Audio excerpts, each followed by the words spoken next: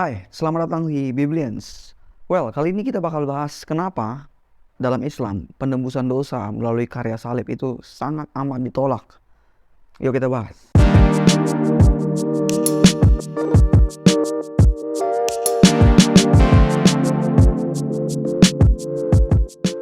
First of all, dalam Islam, Yesus atau Isa Al-Masih nggak pernah disalib. Bagi mereka Isa itu tidak disalib, melainkan orang yang wajahnya diserupakan dengan Yesus lah yang disalib, sementara Isa sendiri diangkat oleh Allah Subhanahu wa Ta'ala ke surga. Jadi ini first problem, kenapa mereka menolak penebusan dosa melalui karya salib, sedangkan Yesus sendiri aja nggak disalib. Ya apalagi penebusan dosa melalui karya salib, ya jelas nggak ada. Itu bagi mereka. Tapi masalah pertama bagi kita orang Kristen untuk percaya adalah masalah literatur Islam sendiri. Literatur Islam baru ada 600 tahun setelah sejarah itu terjadi, setelah peristiwa salib itu terjadi. Sama sekali nggak dekat, bahkan itu jauh banget. Berbeda dengan Alkitab yang ditulis masih dalam rentang waktu yang amat dekat dari peristiwa tersebut. Dan penulisnya pun masih punya relasi yang amat dekat dengan Yesus sendiri. Bahkan saksi mata yang lain itu masih ada yang hidup untuk mungkin menyangkali kisah tersebut kalau memang Yesus benar-benar tidak disalib. Tapi nggak ada yang membantah, tidak ada sejarawan yang membantah. Ini sebenarnya udah aku bahas di video yang sebelumnya, fokus tentang peristiwa penyaliban itu secara peristiwa. Videonya ini aku taruh linknya di bawah, di kolom deskripsi di bawah, nanti kalian bisa klik teman-teman yang belum nonton. Nah jadi itu problemnya, kenapa kita harus mempercayai perkataan Quran yang muncul 600 tahun kemudian di Arab, sangat jauh dari lokasi peristiwa atau cerita Yesus, sangat jauh, dan ditulis oleh orang yang tidak punya relasi dengan Yesus. Tapi mereka mengklaim ini dari Tuhan datangnya, dan maka itu harus dipercaya walaupun tidak punya relasi apapun dengan catatan sejarah, dengan sejarawan yang ada, dengan bukti-bukti historikal yang ada. Tapi ya percaya aja karena ini dari Tuhan, walaupun gak ada bukti apa-apa. Itu bagi mereka. Tapi bagi kita Kristen itu suatu hal yang tidak kredibel.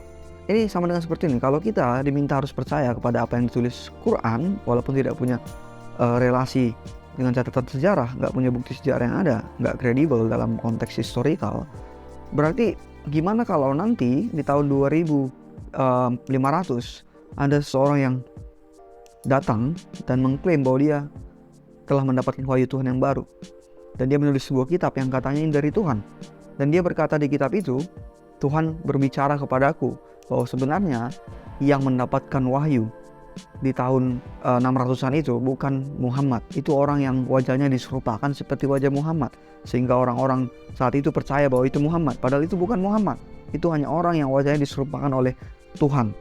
Dan Muhammad sebenarnya tidak pernah memberitakan tentang Quran atau tentang Islam. Dia tidak pernah memprakarasai penulisan Quran. Itu hanya orang yang diserupakan oleh Muhammad. Dan ini datangnya dari Tuhan. Ini Tuhan yang ngomong sama aku, makanya aku tulis seperti ini. Gimana kalau ada yang ngomong seperti itu di tahun 2500 nanti, tapi gak ada bukti sejarah apapun yang dia punya, gak ada bukti historikal, catatan sejarah apapun yang dia punya untuk mendukung klaimnya tersebut, hanya itu dari Tuhan. Karena itu dari Tuhan, kalian harus percaya. Ini kucatat kitab baru dari Tuhan, bukan Muhammad yang mendapatkan wahyu, itu orang yang diserupakan wajahnya. Gimana kalau ada yang ngomong seperti itu? Dengan standar yang sama yang dibangun oleh teman-teman Islam, maka kita juga harus percaya omongan orang itu, karena dia juga bilang ini dari Tuhan dan tidak ada bukti secara apapun. Ya historical record gak penting, yang penting dia bilang itu dari Tuhan. Itu kalau kita mau pakai standar teman-teman Muslim yang mengatakan, ya ini Al-Quran yang ngomong Yesus gak disalib, nah ini pasti benar walaupun bertentangan dengan sejarah, aku tetap percaya Quran, ini yang benar. Itu akan bisa terus berlangsung, terus menerus di masa depan. Oh iya Tuhan bilang gini, yang itu salah, itu ini yang benar dari Tuhan walaupun tidak ada bukti apa-apa. Lalu datang lagi di masa depan, ya ini Tuhan bilang gini walaupun gak ada bukti apa-apa, tidak ada catatan sejarah apapun. Ya kita harus percaya karena klaimnya ini dari Tuhan. Itulah logika untuk menyikapi standar dari Quran ini atau teman-teman Muslim tentang penyaliban Yesus. Oke, problem berikutnya bagi teman-teman muslim, kenapa nggak bisa mempercayai penebusan? Gini, mereka akan bilang, seandainya pun Yesus memang mati di salib, seandainya, itu tetap aja nggak akan berguna apa-apa. Itu bukan berarti dia menebus dosa seluruh umat manusia, enggak. Karena Yesus cuma manusia biasa. Ingat, dalam Islam, Yesus itu cuma nabi.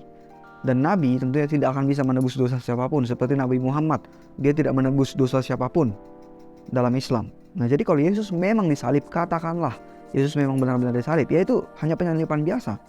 Tidak berarti dia menebus dosa umat manusia. No, itulah dalam Islam. Karena di Al-Quran sendiri ada dikatakan bahwa manusia tidak bisa menanggung dosa manusia lain. Seseorang harus menanggung dosanya, kesalahannya sendiri.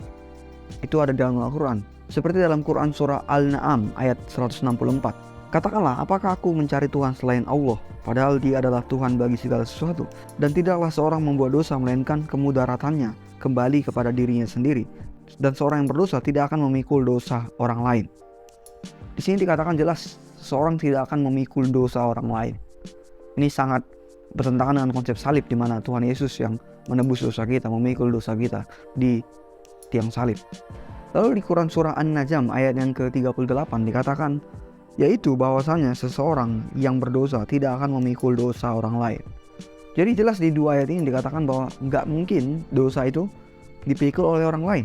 Seseorang harus bertanggung jawab atas dosanya sendiri. Jadi ini sangat bertolak belakang dengan konsep penebusan yang dimana Yesus menebus dosa kita, umat manusia. Jadi sekalipun Yesus memang disalib, itu nggak menebus apa-apa. Itu cuma salib biasa. Ya salib, mati, selesai. Itu menurut Islam, itu dalam Islam. Mereka sangat menolak konsep penebusan dosa.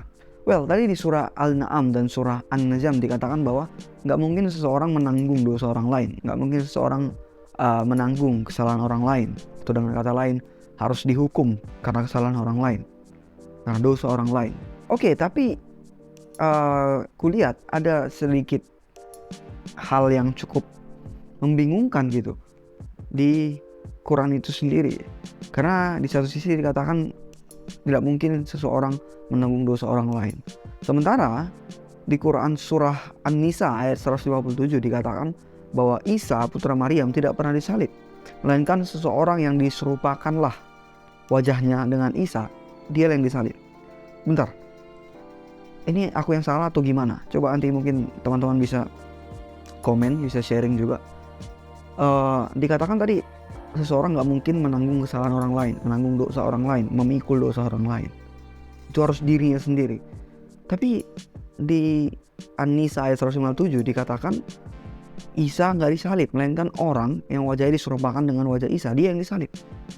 Loh, ini orang yang nggak tahu menau tiba-tiba disalib gitu.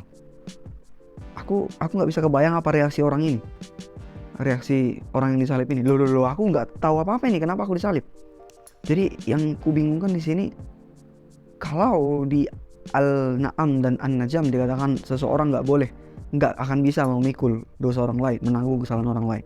Lantas kenapa orang ini dibuat Allah, yang orang yang tidak bersalah ini, orang yang polos ini dalam kasus penyaliban Isa, kenapa dia yang jadi menanggung hukuman si Isa?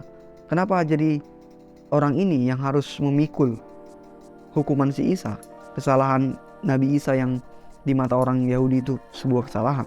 Kenapa jadi orang ini? Kan kata Allah nggak ada yang boleh menanggung kesalahan orang lain, nggak ada yang bisa memikul dosa orang lain. Kenapa orang ini kasihan banget? Jadi dia yang menanggung hukuman si Isa, sementara Isa enak naik ke surga, diangkat oleh Allah, dan orang ini yang nggak tahu menau tiba-tiba, loh, kok aku yang disalib ini? Kok ada apa ini? Ada apa? Kenapa? Dan nggak tahu ya apakah aku salah, tapi nggak tahu. Yang kulihat di sini ada kontradiksi antara surah Al-Na'am, An-Najm dan surah An-Nisa ayat 157 ini. Karena sekali lagi di Al-Na'am dan An-Najm dikatakan tidak ada yang bisa menanggung dosa orang lain, memikul dosa orang lain, menanggung hukuman kesalahan orang lain. Tapi di An-Nisa 157 orang yang innocent, tidak bersalah, yang polos dalam konteks penyaliban Isa ini, tiba-tiba dia yang disalib. Apa ini bukan namanya menanggung hukuman orang lain, menanggung dosa orang lain, menanggung kesalahan si Isa? Kok bisa-bisanya begitu? Sementara di ayat lain dikatakan tidak boleh orang memikul dosa orang lain, menanggung kesalahan orang lain. Orang ini kasihan banget orang ini gitu. Kenapa Allah Subhanahu wa taala harus mengorbankan si kawan ini demi menyelamatkan Isa? Kalau mau menyelamatkan bukannya bisa aja, ya udah langsung angkat dia ke surga. Sampai orang Romawi dan orang Yahudi yang di situ terheran-heran, Isa terbang, gak jadi dia disalib. Kenapa harus ada korban satu orang ini dan dia menanggung kesalahan si Isa ini, menanggung hukuman si Isa? Padahal di ayat An-Najm dan Al-Na'am dikatakan gak ada yang bisa menanggung kesalahan orang lain, menanggung dosa orang lain. Oke, sebagian orang Islam mengatakan itu Yudas yang disalib, diserupakan wajah dengan Isa, Yesus, itu Yudas, dan dia memang layak dihukum. Tapi nggak ada bukti apapun dalam Al-Quran yang mengatakan bahwa itu Yudas. Sampai hari ini dalam Al-Quran sendiri pun nggak tahu itu siapa. Orang yang disalib itu siapa, yang mukanya diserupakan, itu nggak pernah ketahuan siapa. Tidak pernah itu di dalam Al-Quran. Jadi yang mengatakan Yudas ya itu cuma spekulasi belaka. Ya tapi tetap aja lah, siapapun itu, tetap aja dia menanggung hukuman yang harusnya untuk si Isa. Kasihan banget orangnya. Kasihan, itu bagiku kasihan. Gak tahu bagi kalian teman-teman. Kalau Allah mau menyelamatkan Isa, ya udah angkat aja ke surga, disaksikan orang Yahudi dan tentara Romawi supaya mereka takjub dan mungkin bertobat dan mengikuti ajaran Islam sekalian. Kenapa harus ada korban seperti ini? Orang yang innocent gak bersalah begini, jadi harus menanggung kesalahan orang lain, kesalahan si Isa atau hukuman si Isa. Itu bagiku sesuatu yang kontradiksi. Karena dibilang di Al-Na'am dan An-Najm gak ada yang bisa menanggung kesalahan orang lain, dosa orang lain, tapi orang ini harus menanggung hukuman yang seharusnya didapat oleh Isa. Kasihan banget orang ini. Oke, ada yang mau aku tambah sedikit mengenai apa yang dikatakan di surah An-Na'am ayat 38 tadi. Tadi kan dikatakan bahwasannya seorang yang berdosa tidak akan memikul dosa orang lain. Oke, bentar. Tadi katanya seorang yang berdosa tidak akan bisa memikul dosa orang lain. Oke, tapi dalam kekristenan Yesus itu sinless. Dia itu tidak berdosa sama sekali. Tidak ada dosa dalam dirinya, dalam diri Yesus Kristus. Jadi apakah dengan kata lain Al-Quran mencoba bilang seperti ini, gak ada yang bisa menanggung, orang berdosa gak bisa menanggung dosa orang lain. Tapi Yesus kan gak berdosa, berarti dia bisa dong menanggung dosa semua umat berdosa, orang berdosa. Karena dalam kekristenan juga begitu. Hanya penebusan yang perfect lah, yang tidak bercelah, yang tidak punya dosa, yang bisa menebus dosa manusia, yang pencurahan darahnya bisa menghapuskan dosa manusia. Dan itulah makanya Yesus jadi manusia, karena dia perfect tanpa dosa. Dan bahkan dalam Islam pun dikatakan bahwa Yesus itu memang suci, gak berdosa. Jadi di ayat ini dikatakan orang yang berdosa gak bisa menanggung dosa orang lain. Tapi kan Yesus gak berdosa, berarti dia bisa dong menebus dosa semua orang, menebus dosa orang lain. Aku gak tahu apakah ayat ini mencoba mengatakan begitu, tapi kalaupun tidak mencoba mengatakan begitu, ya tetap aja Yesus gak berdosa, berarti dia sah-sah saja dia menanggung atau memikul dosa umat manusia, karena dia gak berdosa. Dia tidak menyalahi ayat ini, karena di ayat ini dikatakan yang berdosa tidak bisa memikul dosa orang lain, tidak bisa menanggung dosa orang lain. Sementara Yesus sinless, suci, dia tidak berdosa sama sekali. Jadi dia bisa menembus dosa kita semua. Oke, itu sekedar tambahan aja. Oke, itu aja teman-teman. Kalau ada yang mau komen, feel free to comment below. Oke, dan seperti biasa, bye.